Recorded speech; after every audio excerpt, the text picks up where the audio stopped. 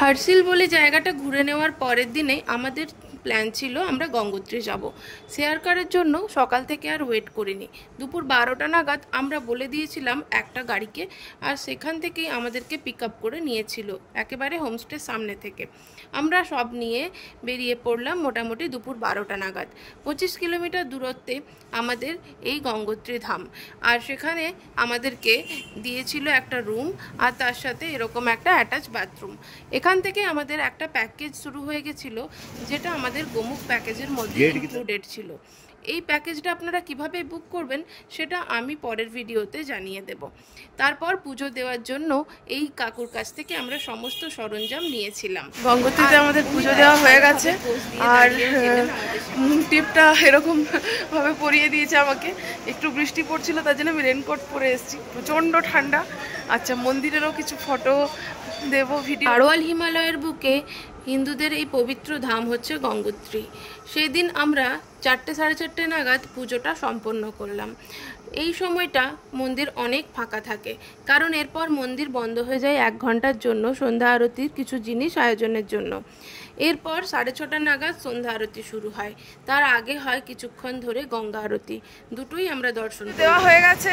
এরপরে এখানে ভাগীরথী নদীর সামনে, একদম গঙ্গার সামনে দাঁড়িয়ে আছি। এটা তো আগে ভাগীরথী পরে গঙ্গা, তাই এটাকে এখন ভাগীরথী বলবো। দেখাচ্ছি ভাগীরথী নদীটা।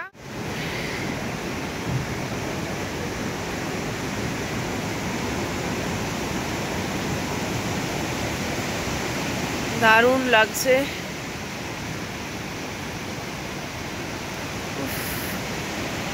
কি প্রচন্ড ঠান্ডা, তার মধ্যে জলটা। এই সময়টা বৃষ্টিটা অনেকটাই কমে গেছিল, আর দূর থেকে সেই বরফে ঢাকা পাহাড়ের চূড়াগুলো একদম স্পষ্ট দেখা যাচ্ছিল চোখের সামনে। আমরা খোঁজ পেয়েছিলাম সূর্যকুণ্ড। সেই সূর্যকুণ্ড মানে সূর্যকুণ্ড এটা লেখা ছিল চারদিকে। আমরা ভেবেছিলাম এই জায়গাটা দেখব। এখন আকাশও অনেকটা ক্লিয়ার হয়েছে, আমি পুরো ভিউটাই আপনাদের সঙ্গে দেখাচ্ছি।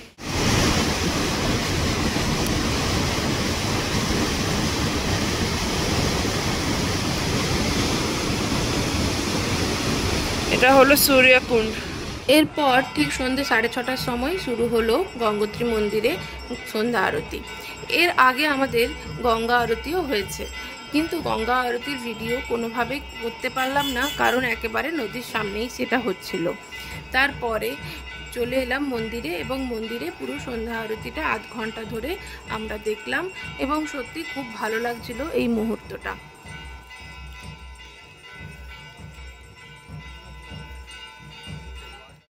এরপর আমরা দুজন গরম গরম চা আর আলুর পকোড়া খেয়ে রুমে ফিরলাম।